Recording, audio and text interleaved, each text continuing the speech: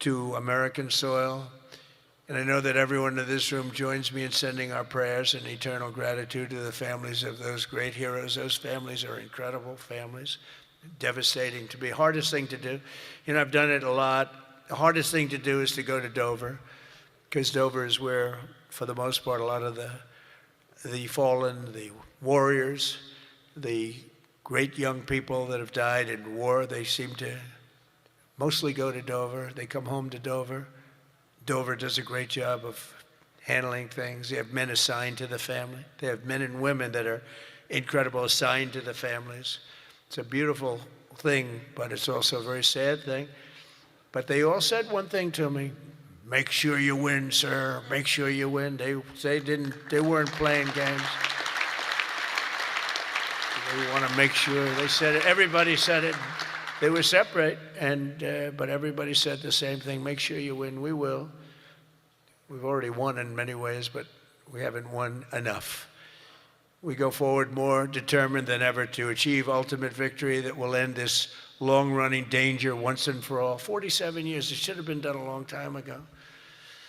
The world would have been a different place had some president had the courage to go and do it. They should have done it many, many times. They had many opportunities. The United States of America is the greatest and most exceptional nation in human history, and will not be threatened by evil terrorists and lunatics any longer. We just can't do that. And you know, when I always talk about how great our nation is, I don't know, I don't consider our nation very great. For 4 years under Biden, we were a laughingstock all over the world. We were a laughingstock. So, you know, I say great, great, great, but I don't know, when you look at what happened with so many different things, the open border, 25 million people, many of them very bad people pouring into our country with open borders that just said, come on in, makes no difference. They emptied their jails into our country. 11,888 murders, 50% of which murdered more than one person. The drug dealers came in, the mentally insane came in, they emptied their mental institutions, they emptied their insane asylum. That's a step above a mental institution. They emptied them all right into our country, and we've done a great job of doing what we've done. Think of it, we have the lowest crime rate that we've ever had. We have the lowest murder rate in 125 years, and we're saddled with all of the problems of the criminals that were let in. You know, look, they're smart people. I know the people that run those countries, every one of them, and they're all streetwise, very smart, and I would do exactly the same thing. They emptied their jails into our country. I said that was going to happen when I heard that they were having open borders. I didn't believe that they were going to happen. When I realized that they actually were going to have open borders, I said, we're going to have every person in jail. We're going to have every drug dealer. We're going to have all these countries all over the world. The Congo, they emptied their jails all the way from the Congo to all parts of South America, Asia. They sent in their people in jail, murderers. Some of the worst people on earth got sent into our country. And I'll tell you what, ICE is unbelievable, what they have to put up with and how tough they have to be.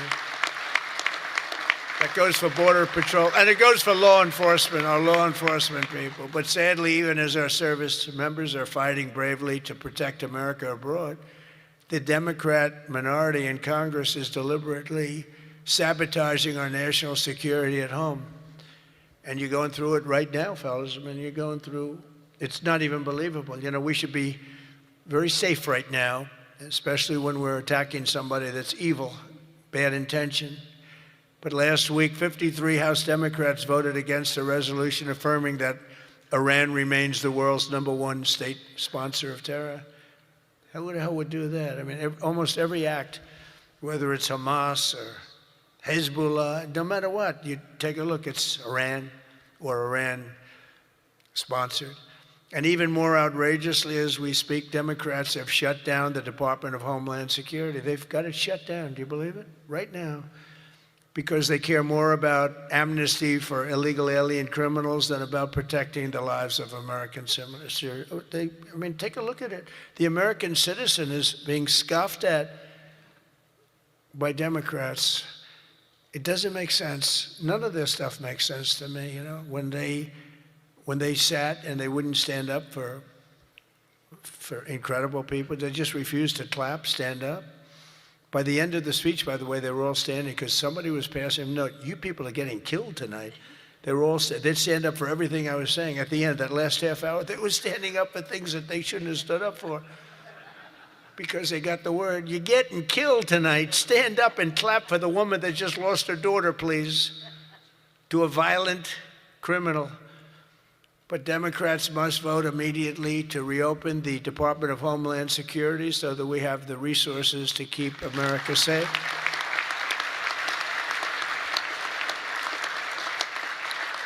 And under our pro-America, pro-worker, pro-family agenda, our country is winning again and America is respected again. And I think we have a country that's as hot as it's ever been, ever before, maybe hotter. And I say it all the time. The king of Saudi Arabia said it to me better than anybody could say it. He said, you know, I get along with him very well, very smart person. He said, you know, a year and a half ago, your country was dead. Absolutely dead. We never thought it was coming back. And now you have the hottest country anywhere in the world. It's true. We're the hottest country anywhere in the world, by far. And that's before we showed off our military strength with Venezuela and now with Iran. You know, Iran was supposed to be this big, powerful country. We wrapped the hell out of them. And, you know, I don't know when they cry uncle, but they should have cried it 2 days ago, right? But they don't have anything left. In our country, inflation is plummeting. Incomes are rising. The economy is surging. Our border is the most secure at any time in American history.